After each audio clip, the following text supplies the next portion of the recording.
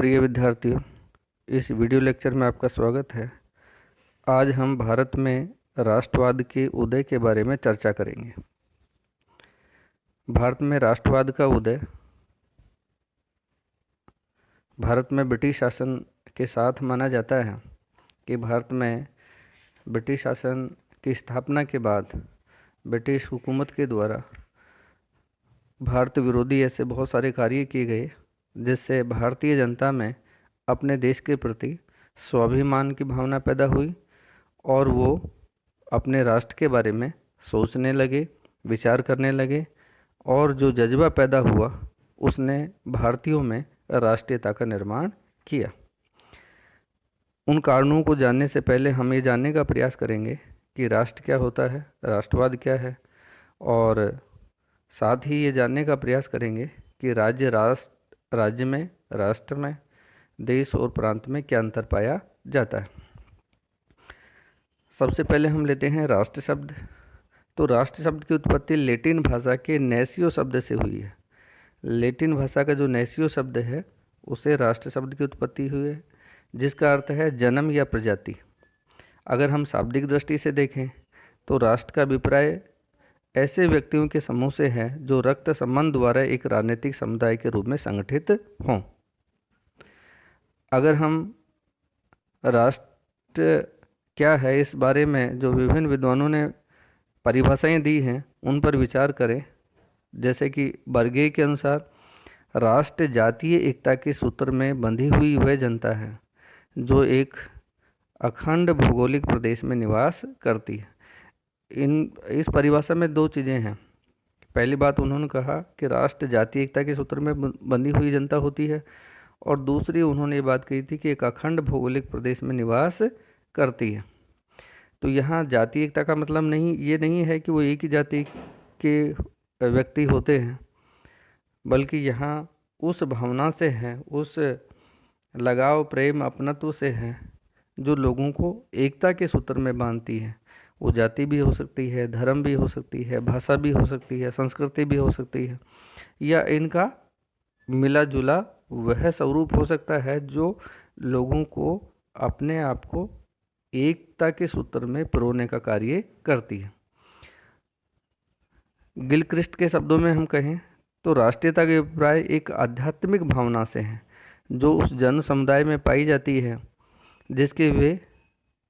जिसके सदस्य एक मूल वंश के हों, एक ही भूखंड पर निवास करते हों, एक ही भाषा बोलते हों, एक ही धर्म के अनुयायी हों, जिनके इतिहास एवं परंपराएं समान हों, आर्थिक हित समान हों और जो राजनीतिक एकता के समान आदर्श रखते हों। तो जो गिलक्रिस्ट की परिभाषा है, उन्होंने राष्ट्र और राष्ट्रीयता को भाषा, धर्म, जाति, परंपरा या आर्थिक हित या राजनीतिक एकता के साथ जोड़ते हुए उसमें एकता की बात कही है। लेकिन ये परिभाषा भी अपने आप में परिपूर्ण नहीं है, क्योंकि राष्ट्र और राष्ट्रीयता के लिए ज़रूरी नहीं है कि एक ही जाति हो, एक ही धर्म हो, एक ही भाषा हो, एक ही संस्कृति हो, एक ही परंपरा हो। भारत जैसे देश में देखते हैं तो भारत में विविध धर्म पाए जाते हैं, विविध क्षेत्रों में अलग अलग भाषाएं पाई जाती हैं और यहाँ के अलग अलग परंपराएं हैं, अलग अलग आर्थिक हित हैं, है ना। लेकिन इन सब के बावजूद भी हमारे यहाँ राष्ट्रवाद और राष्ट्रीयता विद्यमान है। वह भावना जो लोगों को इस विविधताओं को एकता के सूत्र में पिरोने का काम करती है, वो भावना ही राष्ट्र का निर्माण करती है।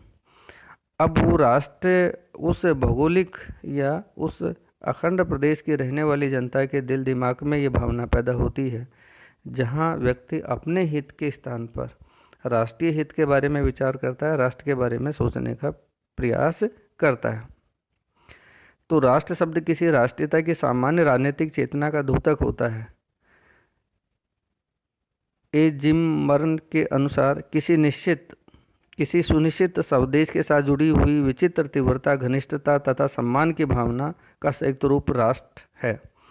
राष्ट्र का अर्थ है लोगों के समूह से हैं जिनकी एक जाति, एक इतिहास, एक संस्कृति, एक भाषा, एक निश्चित भूभाग हो। राष्ट्र उस विश्वास को कहते हैं जिसके द्वारा प्रत्येक राष्ट्र को यह अधिकार है कि जिस भूभाग पर वे सदियों से रहते हैं उस पर वे स्वतंत्र रूप से शासन कर सकें। राष्ट्रीयता मनोवैज्ञानिक तथा सांस्कृतिक घटकों के उन तत्वों का प्रतीक है जो नागरिकों में मातृभूमि से प्रेम या देशभक्ति का भाव उत्पन्न करता है। ये देश के लिए मर मिटने की भावना का नाम है।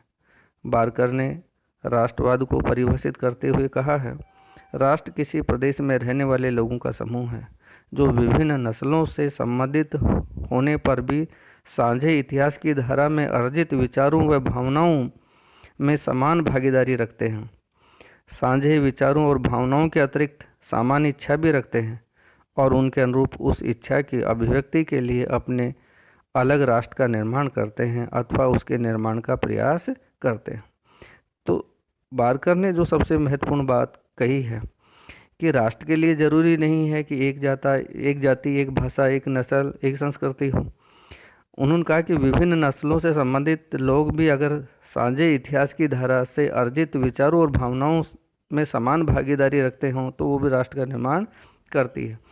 यानी हम अलग अलग धर्म, भाषा, संस्कृति और विविधताओं से युक्त हैं, लेकिन फिर भी हम अपने आप को इतिहास की किसी धारा में एकता का अनुभव करते हैं, अपने आप को एक मानते हैं और हमारे अंदर वो भावना विद्यमान है, तो वो राष्ट्रीयता का और राष्ट्र का निर्माण करती है।